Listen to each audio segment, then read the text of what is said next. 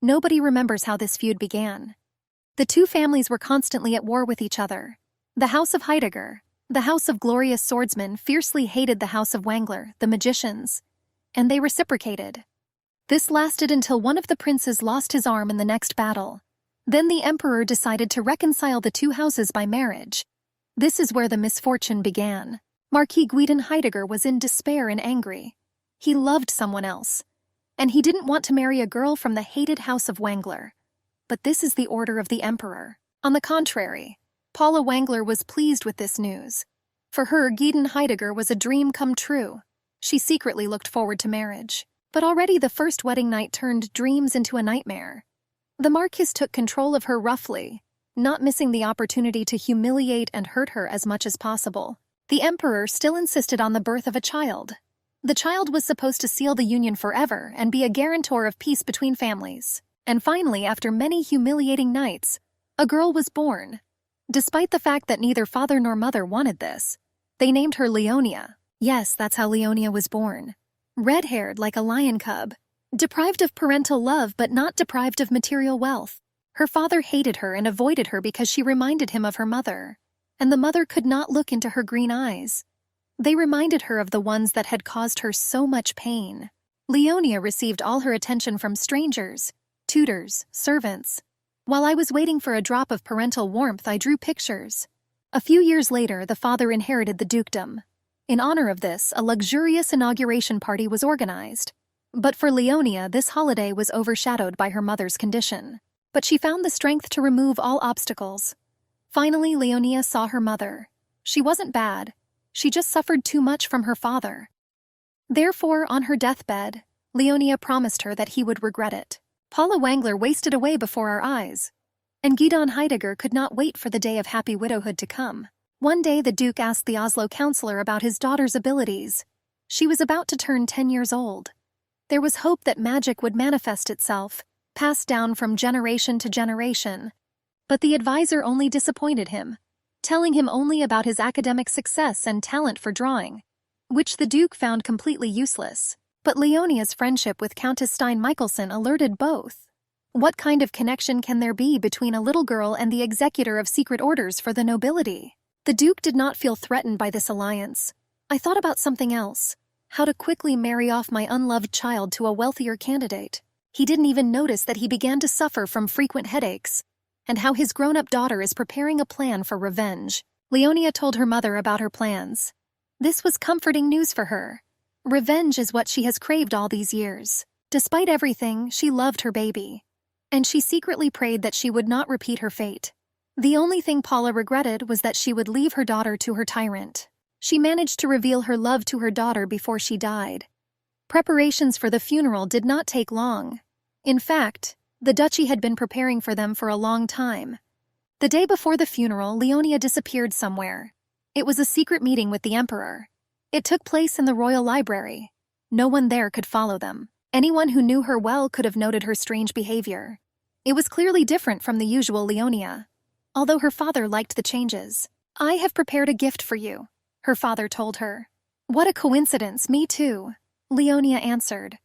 But these surprises should come as a shock to both. Who will stand it? Guests in the hall were discussing who would become the next duchess. But then the conversations were interrupted by the appearance of a woman with a child. "Father!" A cry was heard. Duke Guidon took the baby in his arms and approached the lady. Without any modesty, he introduced the new duchess and his illegitimate daughter Sharon to the guests. The lady was the younger sister of Guidon's very beloved who died many years ago, Magda Lichter. For Leonia, this was a blow. Many years later, Leonia is already 32 years old. She suffered a lot from her stepmother and stepsister and even from the servants. The abilities never showed up. Her first marriage did not last long. The husband was killed after a year of marriage. The second marriage gave Leonia a child, but he disappeared along with her husband, and she again ended up in her father's house. The father decided to give her away in marriage for the third time, in order to have at least some benefit from his unwanted paternity. But the third one was more like her parents' marriage. Her husband, the prince, went to battle. Leonia managed to announce that she was expecting a child. Now her meaning in life was her future child, which she had to protect at all costs. But suddenly Leonia is accused of a crime that is punishable by death. She was imprisoned until she was formally charged and executed. Nobody could help her. My husband was at war. The father turned away. The only hope, the Oslo counselor, was killed. His head was thrown at Leonia's feet by her stepsister. Sharon turned out to be a real monster. Leonia became an obstacle to her on the path to the title of Empress, and she decided to remove the obstacle. In prison, Sharon revealed the secret that her mother killed Paula. And now, following in her mother's footsteps, she is also clearing the way to her happiness. Now it's Leonia's turn to die. But Leonia does not want such a fate. She traveled back in time again, to the day of her mother's funeral. And now she intends to defend herself and punish those responsible. I cannot accept this woman as a mother, Leonia answered boldly. She poisoned my mother, she killed her. The hall became noisy. Everyone began to question the girl's words in surprise. Duke Guidon angrily shouted that this could not be true. We need evidence. And they were. Countess Stein Mikkelsen revealed 2 bribed maids. They were paid by Magda to mix poison into the Duchess's food. Both ampoules of poison and a receipt for their purchase by Lady Magda were found. In addition to the confession of accomplices, this is unshakable evidence. Leonia herself suspected something was wrong. She read a lot of books on medicine. Everything confirmed that her mother was being poisoned with arsenic. The symptoms were in many ways similar to a chronic illness. The mother complained that her medications smelled like soap. This prompted the idea of poisoning. And soap is the main ingredient for the inheritance potion. Magda Licher was accused of murder and taken under royal protection pending further investigation. The cries of the Duke and her daughter were meaningless. This is the order of the Emperor. Paula's parents were horrified. They didn't know what was going on in their daughter's life.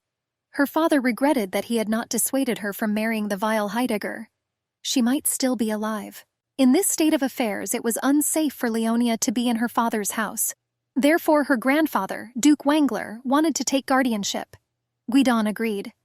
Leonia thought that the circumstances were not as they were, but now it's even more convenient for her to carry out her plan of revenge. Everyone started to leave. There was plenty to discuss for the excited crowd. Nobody expected such a scandal at the funeral. It was also time for Leonia to leave her home. Now she will live with her grandparents. But she still wanted to say goodbye to her father. She had something to say to him, but now we were talking about something completely different. With the most innocent look possible, Leonia invited Guidon to take her dresses for Sharon. This angered the Duke. The grandmother hastened to come to her defense, but Leonia hastened to explain her proposal.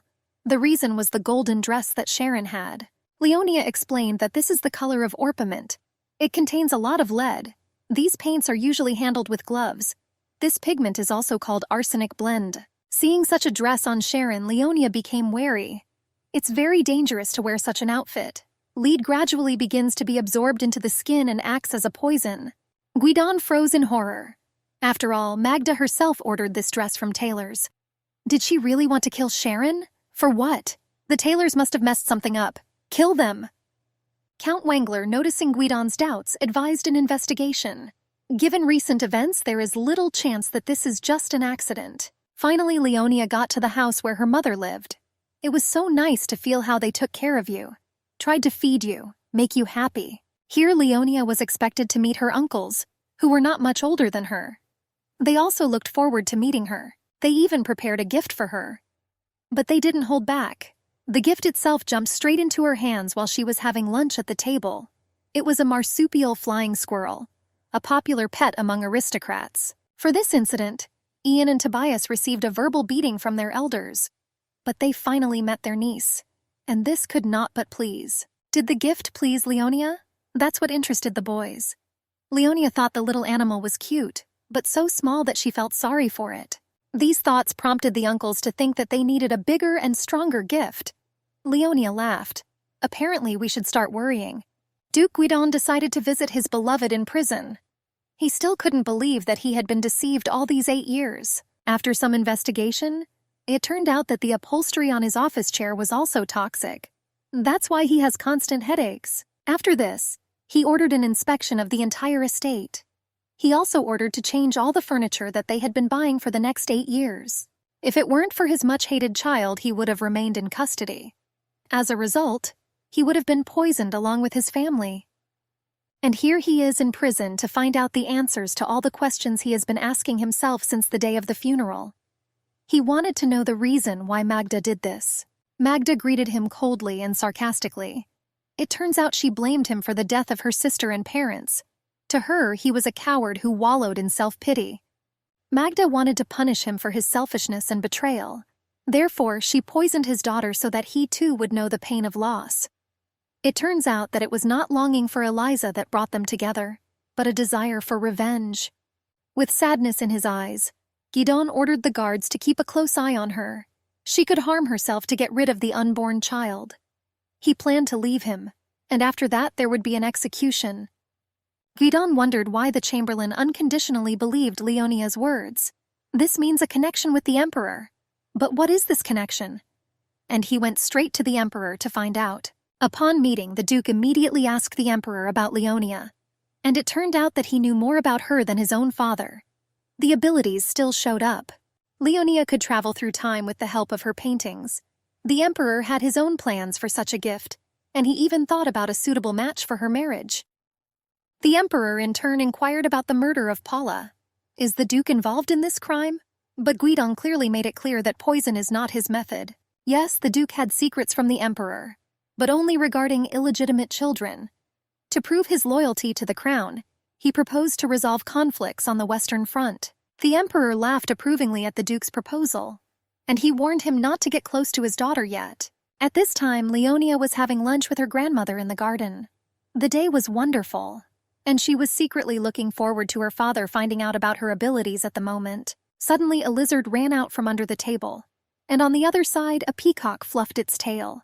Leonia did not immediately understand what was happening, until the stern voice of the grandmother called John and Tobias.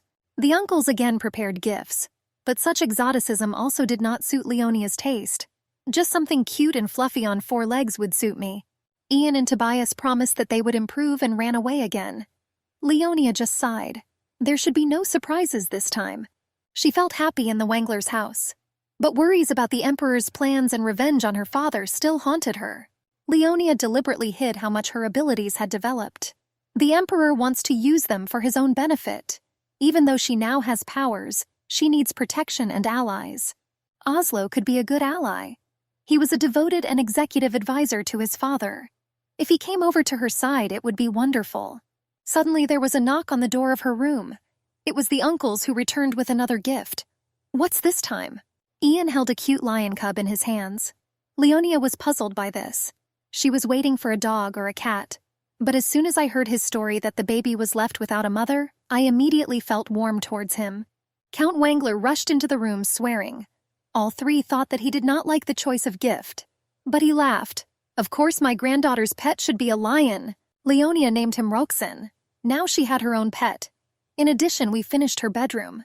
Everything was like a dream. She wanted a real family so much. Finally, she has it. The room was made like for a little princess. Only Leonia already remembered herself as an adult woman, and this did not impress her so much. All pink, with teddy bears, bows, what little girls like. And the ceiling was painted by Michelangelo himself. This really startled Leonia. No one had ever showered her with such attention and gifts. No one had ever tried so hard for her before. She froze for a moment and tears flowed. The relatives were confused. But Leonia pulled herself together. She hugged her grandparents, thanking them from the bottom of her heart. She used to be too focused on getting her father's approval. But in a real family, they love for nothing. When the whole family gathered at the dinner table, Leonia said she had a small favor to ask. Uncle Toby began to joke that he could bring her father's head if she asked. Leonia answered in the negative. She doesn't need this. She just wanted to hold an exhibition of her paintings. The Imperial Academy proposed to do this, but the father refused. Everyone was indignant at the Duke's refusal of such a trifle. Grandfather promised to fix it. He decided to head to the Imperial Academy right after lunch. Having settled the issue with the exhibition, Leonia decided to meet with Countess Stein-Michelsen. She congratulated her on her success and asked about her plans. Leonia said that the time has come to show the world her abilities, to which the Countess remembered the service agreement. She asked to invite one person to the exhibition. She gave her name in the envelope. Leonia remembered how Oslo died in her past future. They, together with the Countess, tried to save her from prison. Whether the Countess died then or simply betrayed Oslo is unknown. Leonia kept talking about whether the Countess could be trusted, but Toby, who had been watching them in the bushes all this time, could not stand it. Something was wrong. "I feel an adult aura from my niece," he shouted. Leonia laughed. She called her uncle to her table. There was still a small child living in it, and she loved it. Tobias was a little upset that his spying had been noticed, but he was haunted by what Leonia had in common with the Countess. Eavesdropping did not add honor, but it could satisfy curiosity. Leonia treated him to coffee. Toby drank, although he didn't like the adult's drink. She asked not to tell anyone about what he heard. The exhibition had a huge scope. A lot of money was invested in it. There were a lot of guests, even more than Leonia expected. But she was even more impatient to see the Countess's special guest. And finally, Marquis Karl Jaspers appeared. Leonia immediately came to greet him. The Marquis immediately noted its unusualness. A special painting was prepared for him. But to see her, it was necessary to climb the stairs. The Marquis was angry. He took it as a mockery. Leonia assured that this was a necessity. She needs consent to show magical abilities. Otherwise, nothing will work. His daughter persuaded him to go to the exhibition. She promised an unforgettable experience, guaranteeing her right to inheritance. And if it's possible, it's worth a try. 17 years ago, his life changed beyond recognition. He took part in the Battle of Mount Guli, quite a fierce battle that claimed many lives. He also climbed the ladder to the watchtower where his comrades were. The enemy aimed a cannon straight at the guard post. His comrades were killed, and the Marquis was seriously injured. Since then, Karl has rarely appeared in public, and his every day was saturated with pain and regret. He was tormented by both physical and mental wounds, and so, climbing the stairs, he finds himself at the moment before the cannon strikes his comrades. But attempts to save friends only cause them to laugh. It is impossible to change the past, but it is possible to let it go. His comrades asked him to live life to the fullest for their sake. And they will still have time to meet. The illusion has disappeared. All that's left is the picture. And yet, after the warm words of his comrades, Karl felt better. And even the traces of wounds stopped being so disturbing. The Marquis thanked Leonia. He even offered her a mineral mine as a gift, but she refused. Having demonstrated her abilities, Leonia began to live in peace with herself. After the exhibition, guests began to frequent the Wengler estate. Everyone wanted to meet Leonia, knowing about her magical abilities. Guidon also heard about the incident with the Marquis. The Duke was no longer so pleased with Sharon. He ordered the governess who raised Leonia to also work on his youngest son. Guidon's interest in his unwanted child intensified even more. He regretted not knowing about her abilities earlier. He wanted to see her, which he was not slow to do. Leonia sat and reread the letter from Jasper's daughter. She was glad that she began to have reliable allies. Suddenly, the servants notify her of the Duke's arrival. The visit of Guidon Heidegger surprised everyone at the Wengler estate. This was unheard of impudence after everything, but everyone guessed the reason: the awakening of abilities. Leonia greeted her father coolly, but his advisor Oslo greeted him with cordiality. Guidon thanked Count Wengler for looking after his daughter, offered financial compensation. The Duke's only request was a private meeting with Leonia. She didn't mind. There was a lot to discuss. The Count agreed. Guidon began by saying that he was happy for his little one and praised him for his intelligence. It didn't melt her heart. She asked her father to behave more naturally. Then the Duke got down to business. He needed a favor. Leonia agreed, but in response asked to give her Oslo. Guidon doubted a little, but still agreed. It came as a surprise to Oslo that the Duke left without him. He was upset that Guidon abandoned him so easily. But the news that he would now serve Leonia was good. The only thing is that Leonia did not want him to be an advisor. She needed a teacher. She was interested in the secrets of Heidegger's self-control. Such skills will be useful for Wenglers. Oslo noted that this is a difficult task. Wenglers were kind and non-conflicting by nature, unlike the Heideggers, who were cold-blooded and militant from birth. Leonia was amazed that, knowing about her abilities, they did not ask anything from her. The Wenglers have still not taken revenge on the Heideggers for her mother. Leonia wanted House Wengler to be respected and feared. Oslo noted that she wants to protect her family in a peculiar way, but he understands this and will help. Oslo's first orders were to find assistants to carry out orders, but not Countess Stein's people. And in general, Leonia strictly forbade him to approach her. Oslo also needed to arrange a meeting with Magda in prison. Leonia has already agreed on it with her father. It was also necessary to deliver the letter to the chamberlain of the royal palace. Leonia went to Magda's prison. She hated this woman who ruined her past life. She poisoned her mother, poisoned and humiliated her herself. I am sure that Magda would have continued to do this if her father had not hacked her to death in anger, having found out that she was using arsenic. But it was too late. The poison still undermined my health. Magda was either sarcastic, asking for compassion, or mentioned her poisoned mother without a feeling of regret. At first, she looked at Leonia with contempt. When she began to speak, Magda was surprised by her words. She did not understand what we were talking about and what to expect from this unusual child. Leonia said that she asked the emperor for mercy for her. She, out of simplicity, perked up. She thanked Leonia. Her plans were to raise a newborn child. But Leonia sobered up Magda in time. Guidon has already taken up this issue. He named him Nathan. The Duke had plans to raise a skilled swordsman. Only Leonia understood perfectly well that this was impossible. She knew that Magda's son was from the guard. Leonia assured her that pardon is not mercy. The payback would be watching her son's life be destroyed. Magda began to beg, but it was too late. The next day, the emperor commuted the sentence to life imprisonment. For most citizens, this news was received as the compassion of House Wangler. But a rumor spread among the nobility that Magda had been locked up in an old dye factory. The toxins that remain there will lead to a slow and painful death. The Wangler family, as well as many of the nobility, were invited to the royal banquet. Everyone was little by little busy preparing. Toby and Ian were arguing about whether they should take Roxanne. Leonia was doing her hair and thinking about meeting her husband from her past life. After all, he is a prince and will definitely be at the banquet. They lived a wonderful year together. Then he was killed by other contenders for the throne. He knew it would be like this, warned Leonia. They never managed to become full-fledged spouses. Once at the banquet, Leonia immediately began looking for him in the crowd. And so he, Isaac Okistroff, entered the hall along with the emperor. He also saw the Princess of Calabria. At the banquet, Leonia is officially recognized as a magician and given the royal seal, as well as immunity privileges. The ceremony was long. She tired Leonia. She asked Toby to take her to the restroom. On the way back, Leonia saw Crown Prince Isaac. Asking her uncle to wait for her, she went straight to the prince. Leonia greeted him. He congratulated her on the award. The dialogue was cool. The prince saw her as just a small, unfamiliar child. Leonia tried to steer the conversation in the direction she wanted.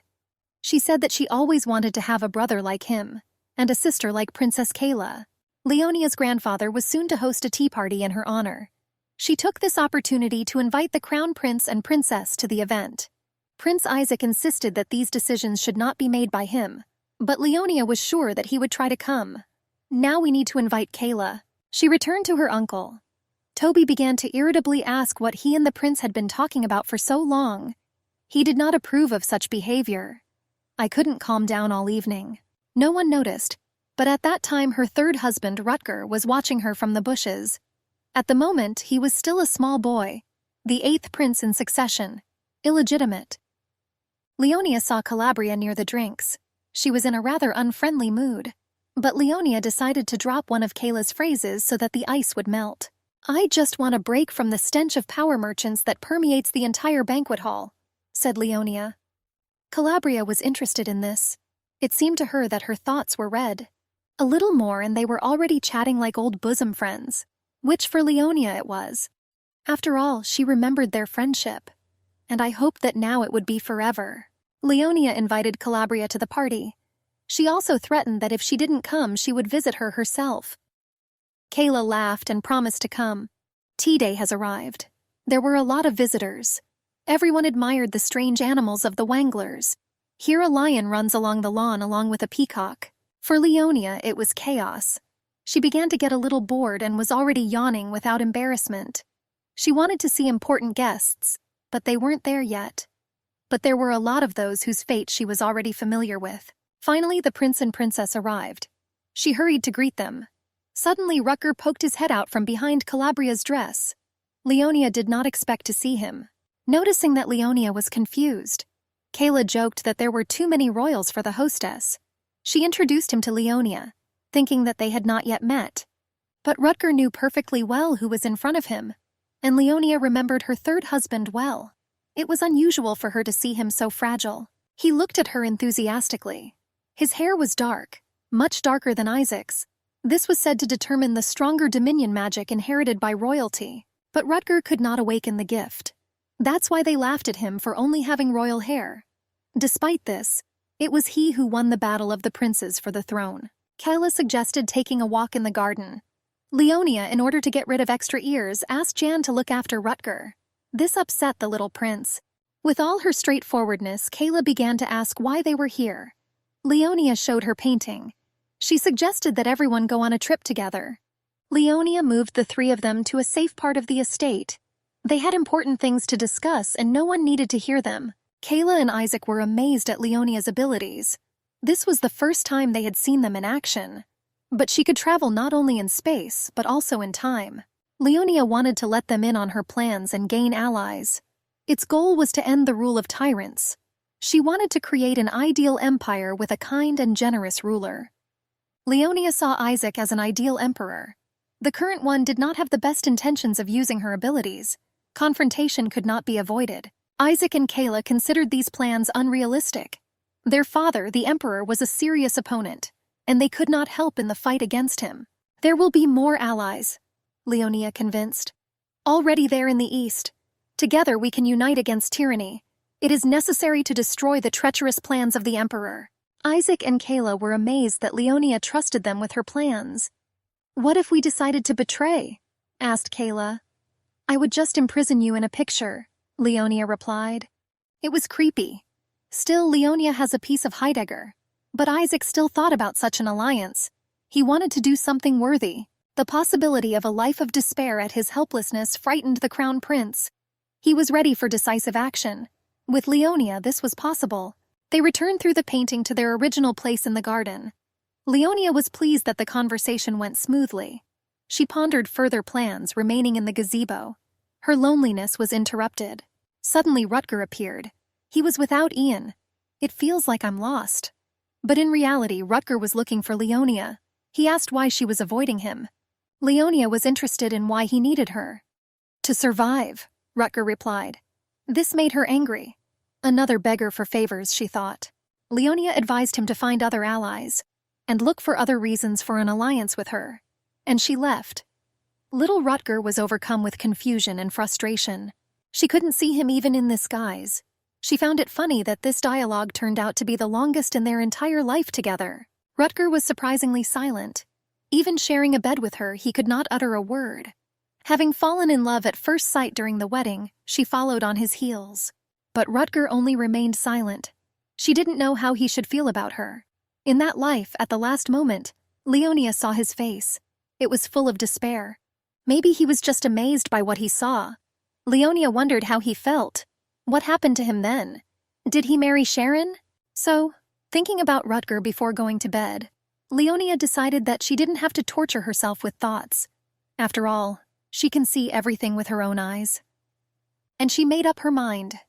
Leonia drew herself in the dress she was wearing on the day she disappeared. In an instant, she found herself in the imperial chambers, where a mannequin was wearing her dress. Leonia did not understand why it was in this room. Suddenly, someone moved on the bed. It was Rutger. Leonia, wait! Do not disappear! I was waiting for you! He shouted. The guards were heard outside the door. Leonia hurried back. Finally, she managed to hear Rutger's question about the child. She regretted it too. Returning back, Leonia tore the drawing and jumped onto the bed. She was afraid that he would follow her. The tears kept flowing. She was shaking with fear, realizing that she would not calm down on her own. Leonia rushed to her grandparents' bedroom, alarming the guards and relatives. She managed to fall asleep in their bedroom. Everyone thought she had a bad dream. Uncle Toby even made fun of her a little at breakfast, but he was stopped. In the circle of her family, Leonia managed to forget about what happened. During lunch, Leonia received a letter from the Princess of Calabria. She invited me to see a new invention, the gas lantern, wall decorations, and a carpet from Arabia. At the bottom of the letter, she found a note that Prince Rutger was also looking forward to her. Leonia became alarmed, remembering her last journey. But she immediately calmed herself down. This is not serious. Leonia decided to visit Kayla. But first she needed to resolve matters in the west. Guidon led a successful offensive on the Western Front. The time for revenge has come. Leonie urgently needed Oslo. But his assistant said that he was currently busy with Mr. Yang. They were reviewing missed tax payments. Leonia was surprised and pleased at the same time. She quietly entered their office. They noticed the machinations of the Baron, grandfather's nephew, in maritime cargo transportation. He should have been punished. Deprive of land and other property, as well as take the child into your own upbringing. Uncle Yang has already begun to make such tough decisions. Suddenly they noticed Leonia. She asked to take Oslo for a minute. She needed him to send a letter to the leader of the Western rebels. Oslo was alarmed by this. He was interested in what was in the letter. Leonia did not hide the fact that tactics were described there to force Guidon to withdraw his troops. To guarantee the withdrawal of troops, she intended to use cunning. To do this, Leonia went to the palace to the emperor, citing concern for his father. Leonia seemed to draw a prophetic picture of what could happen to Guidon if he does not withdraw his troops. Seeing him, the emperor immediately ordered the hawk to be sent to the duke. He was sure that Duchess Mary, who led the Western uprising, would soon lay down her arms. Therefore, with a light heart, I wrote to Guidon to return to the capital with the army. Everything went according to Leonia's plan. Now she could visit her friend Kayla. But when she walked through the royal garden, she saw an unpleasant sight. Viscountess Barbara, the second prince's mistress, beat little Rutger mercilessly. Leonia rushed to protect him like a lioness. She stood between the prince and the viscountess, ordering her to stop. She became even more furious and swung at her, but Rutger took the blow. This angered Leonia, and she sank her teeth into her hand. The viscountess screamed and threw her to the ground. The royal chamberlain witnessed this scene. Leonia hastened to complain to him. The viscountess also began to show her hand, but the chamberlain noted that this was a minor injury. Taking advantage of the timely intervention of a royal servant, Leonia managed to order the carriage to arrive. She had no desire to stay here. As soon as the carriage arrived, Leonia and Rutger got into it and went to the Wanglers. The viscountess raged for a long time, shouting for them to return. Undoubtedly, she harbored a grudge not only against the children, but also against the chamberlain. Her plans were to tell everything to her lover, the second prince, Richard Okestrauf. This was precisely the prince who lost his arm in the battle between the Heideggers and the Wanglers. He hated them. An incident like this could reopen an old wound. But for now, Leonia and Rutger rode together to safety. They asked each other about their well-being. Leonia hasn't suffered much yet, but the prince had a wound on his wound. He was beaten regularly. There was even noticeable damage to the jaw. Now Leonia understood why he had problems with pronunciation as an adult. With embarrassment, Rutger gave her a tiger lily. It was because of this flower that the viscountess attacked him. It was from her greenhouse. For Leonia, it was an unexpected and pleasant gesture. She had no idea that Rutger could be so courteous. When Leonia and the prince appeared on the threshold, the relatives gasped. "Who did it? Who dared to touch my little bunny?" asked the count. The uncles threatened to beat the attacker on the children. Grandma asked for a name, but Leonia asked to treat the wounds first. A doctor was immediately called. Leonia escaped with scratches and bruises, but the prince had multiple internal injuries with bleeding, and a hernia was also likely. Not to mention a broken jaw. The grandmother could not contain the wave of pity for this child. Rutger happily accepted the hug. He didn't even remember when else he had received grains of human warmth. The count decided to write a complaint to the emperor. Ian objected. They will have to face more than just the viscountess. The second prince will definitely get involved in the conflict. The emperor will take his side. Oslo intervened. They had dirt on the viscountess. It was provided by Duke Heidegger to Leonia. She grinned. She hoped that Guidon would not find out about this little lie. While the men went to discuss matters in the office, Rutger was notified by his grandmother that he would be staying with them. A room has already been prepared for him. Rutger's delight knew no bounds. He will be next to Leonia. The House of Wangler asked for a petition for the prince's temporary stay with them for treatment. Second Prince Richard was angered by this. He was sure that they had crossed all boundaries of what was permissible. Together with his mother, The prince discussed the destruction of the Wanglers. Special metal fasteners were made to heal the jaw, but Leonia still demanded that the structure be strengthened. She ordered Oslo to train the prince, and the grandmother kept trying to fatten up the boy, choosing the appropriate menu for lunch. Toby made fun of him about it, claiming that Leonia is jealous that all the attention has gone to Rutger. But she was thinking about something else. She was embarrassed that she lived under the same roof with her third husband, from which I recently escaped into a painting at night. Naturally, Rutger did not remember or know anything. This is not the same Rutger yet. But starting her small investigation preparing for the trial, Leonia discovered an interesting fact. Everyone knew that Viscountess Barbara would be walking in the greenhouse at that time. Rutger was no exception. For her, this was the usual schedule of the day. And he knew about the arrival of Leonia herself. And tiger lilies can be picked throughout the garden, not necessarily in the greenhouse. Everything was very suspicious. Did little Rutger really start it all himself? Why did he need all this? Maybe it's not as simple as it seems. The day of judgment has arrived. Prince Richard with the Empress and Viscountess awaited the defeat of the Wanglers. They were sure that even a magician would not help this house survive. The Emperor knew that the Empress and Richard had a grudge against the Wangler house. But I decided to watch how everything unfolds. If anything happened, he could always intervene. Leonia and the Wanglers were calm. They had an ace up their sleeve that the royal family had no idea about. But Rutger was worried. He was shaking. Leonia encouraged as best she could, and for her sake he tried to hold on. After all, she gave him a chance to express himself. A disgrace to the royal family. He grew up constantly in loneliness and humiliation. The Emperor didn't care whether he survived or not. His mother was executed. But Rutger wanted to take at least some place in the family. Be significant. Now he has such an opportunity, and he won't miss her. The trial has begun. The Wanglers greeted the Emperor. Leonia and the Empress exchanged hostile glances. Prince Rutger and the Viscountess were called to the Emperor. Viscountess Barbara Orr squeezed out a tear and began to tell how she saw that a little hooligan was desecrating her greenhouse.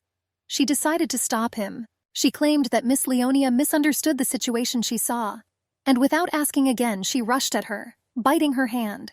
Her words were taken into account. It was Prince Rutger's turn. He noticed that there were inaccuracies in the Viscountess's story. He didn't pick flowers. Warned Lady Barbara for the consequences of her deception. The Viscountess gasped. She did not expect such a turn. The Emperor asked Rutger to continue and explain his words. The boy became bolder. He said that the Viscountess and her husband were deceiving Prince Richard. While Barbara distracted the heir, her husband stole treasures from the second prince's vault. This speech completely frightened the Viscountess. She froze. It was true, but how does this child know everything? Now she's missing. Richard had an angry look on his face. We have evidence. Jewelry that Viscount Orr's cheetah sold on the black market. The Empress's brooch, her tiara, and various gems. A chuckle was heard in the hall. They began to discuss how the girl had deceived Prince Richard, and the younger prince turned out to be smarter than the older one. The Viscount and Viscountess found a buyer of stolen goods and a jeweler to put the fakes back in the vault. In that life, they almost emptied the vault.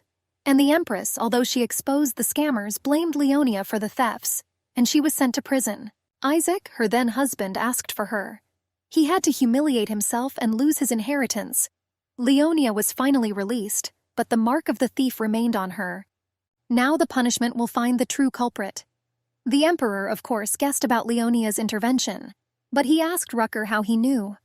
The little prince replied that he overheard the scammers talking late in the evening in the garden. He decided to warn Barbara of the consequences, but she attacked him. And then she hit Miss Leonia, who came to his defense. Rutger asked to take into account that he also belongs to the royal family. Count Wangler suggested listening to the witness.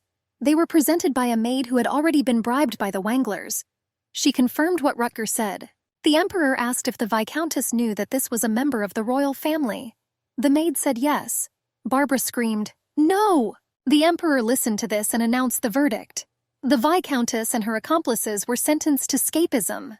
This is a very cruel execution. The criminal is tied to a raft and smeared with honey, sending him sailing through the swamp. Insects slowly gnaw at him. A very painful death. In addition, the Emperor decided to reward Rutger. He could now live in the second prince's castle, for loyalty to the family and helping his brother. This did not make Rutger very happy. He didn't want to live with his brother. The prince told Leonia that he wanted to stay with the Wanglers, but she answered in the negative. Not just for personal reasons. If the emperor made such an offer, this means that Rutger will soon be officially recognized as a prince and a member of the royal family. Rutger reluctantly agreed. After all, Leonia was right. He did not know that this argument was saving her, and how difficult it is for her to be around him. The next day, the servants reported that Duke Guidon had returned to the capital, and she just received a letter from Maria von Weber, the leader of the Western Uprising. To Leonia's surprise, there were no words of gratitude. On the contrary, Maria replied that she did not need anything from the Heideggers, and so that Leonia does not make any plans for her. This made her angry. The first time something went wrong. Perhaps it would be better to replace the Western ruler with someone more accommodating. After a relaxing bath, Leonia went to see the emperor. She did not ask for an audience. He himself ordered her to come. She apologized for not coming herself to explain herself. The emperor asked why Leonia was so interested in Rutger. Did he really arouse her sympathy? She barely restrained herself from snorting. In the situation with the Viscountess, she was outraged by the injustice. This is how Leonia explained it. The second reason is that there is much more to Rutger than he appears. With these words, she again conveyed the prophetic picture to His Majesty. The emperor asked, "Who is this man who kills Duke Guidon with a spear?" Leonia replied that it was Prince Rutger. The emperor became thoughtful. After all, Guidon Heidegger was a skilled swordsman. Unfortunately for the crown, the duke still showed talent in politics. Leonia advised us to take a closer look at Rutger. He could become the emperor's faithful dog. Such words alerted the ruler. Is it really possible for a small child to give such advice? Distrust arose in him. He asked to read her thoughts and feelings again. Leonia's mind felt full of admiration. No threat. He also heard hostility towards the empress. There was nothing wrong with that either. This pleased him. The next day, the emperor handed over the gifts to the House of Wangler. And a little surprise. A happy Rutger ran out of the carriage to meet the Wanglers and Leonia. To explain his appearance, he handed over 2 letters from the emperor. One was addressed to the count and the other to Leonia. The emperor wrote to the count that he trusted him with the 8th prince as his faithful friend, and that this could be a guarantee that Leonia will also remain with them. He wrote to Leonia that Rutger could not stay in the wolf's den. There he is in danger. In gratitude, the emperor allowed her to try her powers on Isaac or Rutger. It's her choice. Leonia was so enraged by this that she cursed in front of the whole family and little Rutger. I can't describe how everyone was amazed by this. The prince took it personally and became upset. The countess distracted Rutger with an invitation to Coco, and the grandfather decided to discuss his granddaughter's reaction to their guest. Leonia listened to his instructions and nodded. She understood that she would have to come to terms with this if she wanted to stay in her grandfather's house. But how hard it will be to see Rutger every day. When Leonia decided that this was the only bad news for today, the silhouette of a woman appeared in front of her. All the royal servants left except one lady. She introduced herself as Melanie Weber. She was the prince's personal maid. And yes, Leonia remembered her very well. When she and Rutger got married, this lady played the role of an angry mother-in-law, a dissatisfied daughter-in-law. She humiliated her in every possible way and tried to push her around. The maid allowed herself such behavior because she had been caring for Rutger from a young age. It was something like maternal jealousy. Therefore, Leonia tried not to pay attention at first, but Melanie still pestered her. An open conflict arose. Rutger tried to discuss this with her. As a result, when Leonia found out about the pregnancy, he simply stopped letting Melanie see her. Seeing her again on the threshold of the Wanglers, anger again boiled in the little red-haired girl. Leonia asked her grandfather to give her the opportunity to resolve this issue. The count couldn't understand where his granddaughter's dislike for this woman came from, but he agreed. Leonia approached Melanie and replied that the Wanglers did not need additional servants. She, as expected, objected to her. Oslo was amazed by this behavior. The maid challenged the opinion of the duke's daughter. Melanie pointed to her family tree and noted the empress's order for her appointment. There was no point in mentioning the empress. Leonia replied that she would certainly write her a letter and ask why she needed a servant who could challenge decisions. Leonia was seething inside, and even when Melanie fell on her face asking for forgiveness. Remembering the abuse she had suffered from this woman, she stepped on her hand. Seeing Leonia losing her composure, Oslo invited her to take on this issue herself. Agreeing, she left Oslo with Melanie. Only then did Leonia notice that grandfather had seen everything. He may not have approved, but he allowed his granddaughter to do as she saw fit. Leonia thanked him for this. The next morning, Leonia carefully walked around the entire estate. There was no sign of Melanie's presence, so Oslo took care of this. Amazing. Having calmed down, Leonia decided to visit Rutger to check on his academic progress. The governess could not praise him enough. He grasped everything very easily. Leonia was also pleased with this. This means that he can soon be sent to the Imperial Academy. At this rate, it will be done within a year. The next day, Leonia found flowers under her door. On the other, Roxanne brought her a bouquet. And on the third day, the entire dining room was covered in rose petals when she arrived for lunch. She knew it was Rutger's doing, and it made her angry.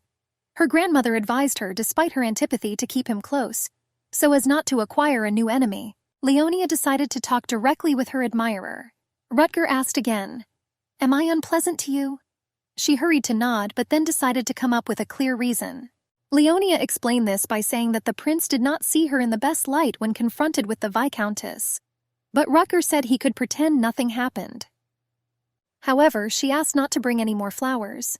The prince thought that she did not love them, and he promised that he would not do this again. Leonia sighed. The issue was partially resolved.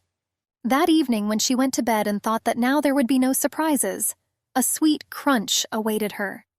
She lifted the pillow and cursed. Beneath it lay a broken cookie. Leonia jumped out of bed and rushed like a storm into Rutger's room.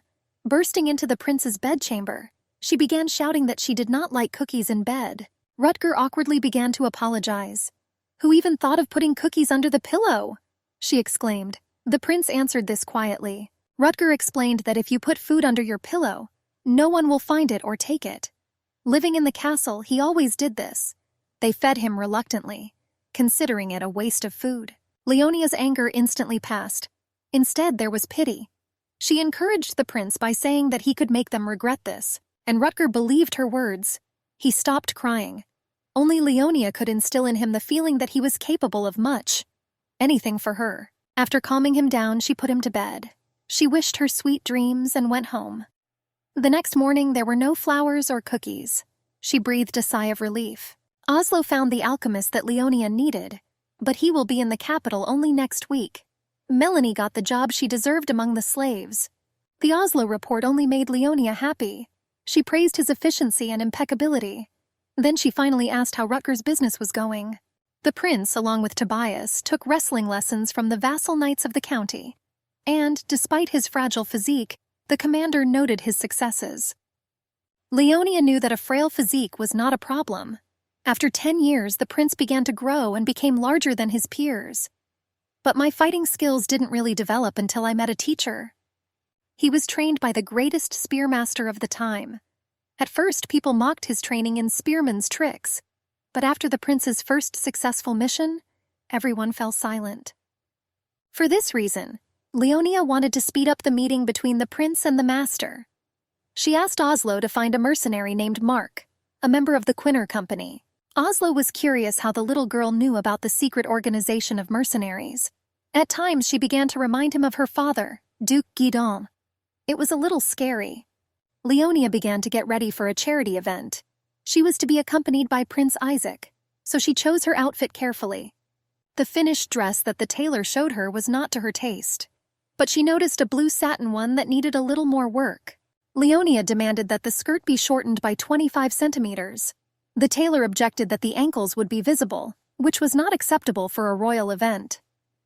The maid stood up for her. It was raining in the morning, and in order not to get the hem dirty, you can shorten the skirt. The maid also advised me to remove frills and ribbons from the dress. She explained her advice to the tailor by saying that Miss Leonia does not like such frivolous jewelry. Leonia was surprised because it was true. Having tried on the dress, the little duchess was delighted. The maid also noted that it fit perfectly, but advised me to change the shoes.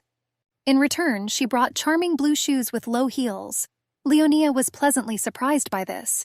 They complemented the outfit perfectly. The maid's skills were appreciated by the little duchess. She liked it. Leonia asked her name. Her name was Ilda. She was also pleased that her efforts were noticed. Prince Isaac was already waiting for the Wanglers in the hall. He discussed the uselessness of charitable events. They never solved the stated problems and were a huge source of expense. Finally, Leonia was ready and began to walk down the stairs. Seeing her, the prince had a strange feeling. He could neither understand nor describe it, so that Leonia doesn't notice it. Prince Isaac turned sharply and walked out. She only managed to hear that they were already late. There was already a carriage at the estate, but there were Tobias and Rutger in it who wanted to go with them. Leonia was not happy with this. She called her grandfather. He could force Tobias to stay at home, but not Rutger. And he was not going to refuse to go. Leonia didn't want to argue. They were really late. Isaac deftly picked up Leonia and put her in the carriage. This was a pleasant surprise for her. Blushing slightly, she joked about a real royal escort. This was not just a courtesy. Isaac wanted a reason to touch Leonia. Little Rutger noticed this and was bursting with jealousy. The younger prince also noticed that Leonia had exposed her ankles. As far as he knew, they didn't do that, especially for important events. Leonia retorted that he needed to be one step ahead to lead the crowd. Rutger was puzzled by this but did not argue any further. Taking advantage of the moment, he asked the opinion of the prince and Leonia about his outfit. Rutger tried to dress up to impress Leonia. Isaac looked sternly at his brother and asked him to answer where they were going. Leonia understood what he meant, but also took into account that Rutger was still too young to take into account the details. Rutger realized that he had dressed inappropriately. This caused embarrassment, but Isaac advised me to just take off my jacket. That was enough. Prince Isaac decided to turn the conversation to really important things. He clarified that he agreed to attend the event solely for Leonia's sake. Isaac did not hope to make an impression on the citizens. The crown allocated too little money for the event, but Leonia invested all her proceeds from the exhibition into it. She was sure that after tonight they would start talking about Prince Isaac. Leonia prepared a speech for him, which she immediately handed over to him so that he had time to prepare. Isaac was delighted with the speech. People had to like her. But Rutger, although he didn't read it, was worried that no one would listen to it. The event looked worse than Leonia expected. There are many dissatisfied people, both among ordinary townspeople and among the nobility. Nobody was happy about what was happening. But the prince's speech was expected. Some of the nobles came only because the event was to be attended by royalty and a magician. Leonia and Rutger led him to the podium. Everyone fell silent. Isaac delivered an opening word of gratitude, not to the emperor but to Leonia. This was not in her speech. She was surprised by the prince's improvisation. The crowd also perked up their ears. There was something new. It's worth a listen. The prince said that Leonia's generous contribution inspired him to think. What can he himself do for the people? Understand his true needs. Even the poor should have their own homes. There is plenty of wood to heat them. There is enough food to think about something more. Only then can we talk about the prosperity of the empire. The speech actually touched people. They began to bless the prince and the crown. They now have hope for change and a bright future. After the speech, Prince Isaac, Prince Rutger, and Leonia got into the carriage to go back. The crown prince thanked everyone for a wonderful day, and especially Leonia, who organized everything. Rutger thanked him for being allowed to accompany His Highness. To which Isaac, laughing, replied that Leonia should be thanked, and he should have been called brother for a long time. These words warmed Rutger's soul. He had long dreamed of hearing the word brother, feel like a member of the family, and now it is. Leonia also looked at her former husbands with tenderness. What a wonderful day they spent together. She was quite but very exhausted. When the carriage arrived at the Wangler's house, no one got out of it for a long time. The Count and Countess began to worry. So we went to see for ourselves what happened. To their surprise, all three in the carriage were fast asleep. The Count and Countess laughed. Apparently it turned out to be a tiring event. After the successful completion of the charity evening, Leonia planned to reach out to Maria von Weber, the leader of the West. She kept thinking about how to get the Duchess to listen to her. And Leonia came up with an interesting idea. How can you safely contact her without getting rejected again? It was said that Michelangelo's painting, The Harvest, hung in von Weber's office. Leonia grabbed a piece of paper and began to draw, exactly repeating that masterpiece. The Duchess was just in her office, trying to understand the problems that had befallen her. Suddenly she heard a vague knocking. She turned around and saw a red-haired girl waving at her from the picture. Leonia laughed. The Duchess was speechless for a while when she saw her. Now Maria was in a difficult position. The West prospered due to the supply of grain. But Guidon set fire to all the fields, and the grain in the storage facility was covered with brown rust. Maria fell out of favor with the Emperor and Empress because of her children. Smuggling of sons. Refusal to marry his daughter to the sixth prince. Leonia thought that it was somehow stupid and ungrateful to send her that letter. But she was ready to forgive and help again. And in return she wanted land, the one where the sheep turn black. Maria von Weber did not want to collaborate with Heidegger, but she really had no choice. To save the West, you will have to look for allies. Leonia gave her a chance. She gave a name and a recipe that would help save the grain in storage. She also talked about the smuggling of her sons. Thanks to her gift, Leonia could learn everything she wanted. Not the most useless ally. Something von Weber should have thought about. They agreed to meet also in a couple of days. Leonia gave her a chance because the Duchess was an honest and noble leader. In the West, there were many free people living in prosperity, largely due to the fact that von Weber eradicated the monopoly on grain. After the meeting, the Duchess immediately went to prison to join her sons. She already knew about the export of war horses, which her children were engaged in. Maria calmly pronounced the verdict. For such frauds, the hand was cut off and banished to the forest of death. She was not going to make any mitigation, like for her own sons. Her sons called her and asked for mercy, but she was adamant. After the verdict was announced, she immediately left. This issue has been resolved. The advisor was ordered to find a man named Orff. It was he who was supposed to help save grain reserves, as Leonia said. The alchemist Orff was brought to Duchess Mary. She asked for a cure for leaf rust, but he still came up with it. Then the Duchess repeated Leonia's recipe. Orff replied that he had already tried such a mixture, and it caught fire. Maria advised him to add water to it and cook at a temperature of 120 degrees. She sent him to make medicine. Orff did it. He made a disinfectant that eliminated leaf rust in 2 days. The remedy was called Orff's Defense. In the Wangler's office, their affairs were decided. Leonia asked Oslo to find a maid named Ilda. While preparing for a charity event, she performed at her best. Oslo asked if she needed to be double-checked for espionage. Leonia grinned and gave the go-ahead. If Ilda passes the test, she would like to make her personal maid. The alchemist was supposed to arrive in the capital soon. Until this moment, she should have received documents for the land from Duchess von Weber. Oslo recalled another event. Victory March of Duke Guidon, also her father. But she refused to visit him. Oslo was only pleased with this. Heidegger is not the best company for little miss. But he still mentioned that Guidon is angry with Leonia. After all, it was because of her that he had to withdraw his troops. She was sure that her appearance at the march would do nothing to smooth over the offense. Therefore, I did not change my decision. There was no desire to see him at all. At the next meeting with Leonia, the Duchess was already more cordial. She thanked for saving the grain and gave documents to the land where sheep turn black, and Leonia finally waited for her alchemist to arrive.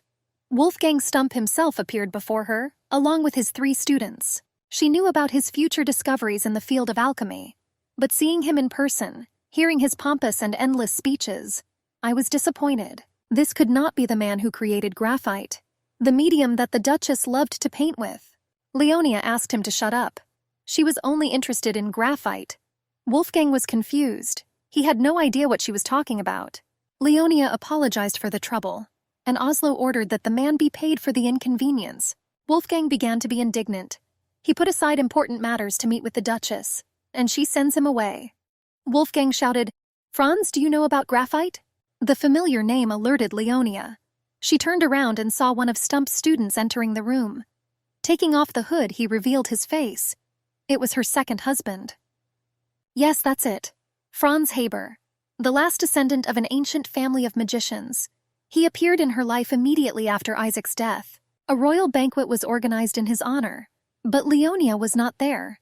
She was still in mourning for Isaac. All agreements took place behind her back. Franz, he said, was delighted with Leonia. He called it a magic crystal of the highest quality. Therefore, he demanded that Guidon give it to him. Therefore, the Duke and the magician almost came to blows. Guidon was angered by Franz's impudence, and he in turn wanted to get Leonia at any cost. The Emperor stopped them in time, and he asked to resolve the issue in a civilized manner. Franz was ready to pay any amount of compensation. Guidon liked it. Therefore, he agreed to the marriage 3 months after the death of Prince Isaac. Leonia's consent was not asked. That's how her father sold her again at a higher price. For a wizard she didn't know at all. Just like I didn't know the reasons why he chose her. She immediately told Franz that she would never love him. He laughed. This was not his goal. The interest was more in her magical abilities. An ideal match for a magician. Marquis Franz was very courteous. He tried his best to please Leonia. Soon they had a son. After that, Leonia thawed out. She named her son Emil. He healed her wound from losing Isaac. Thanks to him, she could rejoice and laugh again. Outwardly, he was an exact copy of herself. But as soon as Emil began to grow up, Franz began to move away from her more and more. Leonia did not understand what caused this cold. She blamed herself for not being able to reciprocate his feelings for a long time. Despite all Leonia's efforts, Franz avoided her more and more. One day, after Emil turned 4 years old, they went hunting. The son promised to bring her booty no matter what. She waved goodbye to him. The last thing I remembered was Franz's cold gaze. Leonia did not know that she was seeing her son for the last time. They never returned from the hunt. A search was underway. Nobody knew where they had gone. It was another loss and endless pain. Therefore, seeing Franz's face, Leonia's tears flowed. This surprised Oslo and the magician. She asked to seat the guests again and continue their conversation. Wolfgang started the old song again. But now he claimed that he knew about graphite. Franz, sitting next to him, remained silent. This started to irritate Leonia. She ordered Wolfgang's tongue to be cut out if he spoke another word. She was more interested in the opinion of a real magician. A grin appeared on Franz's face. Leonia ordered them to be left alone. Oslo and Wolfgang left. Franz asked what attracted his attention. Leonia replied that she understood their trick. Wolfgang constantly needed approval for his actions from his leader. He let Franz sit down first. The magician praised Leonia for her intelligence. She also interested him. He was ready to discuss with her everything she needed.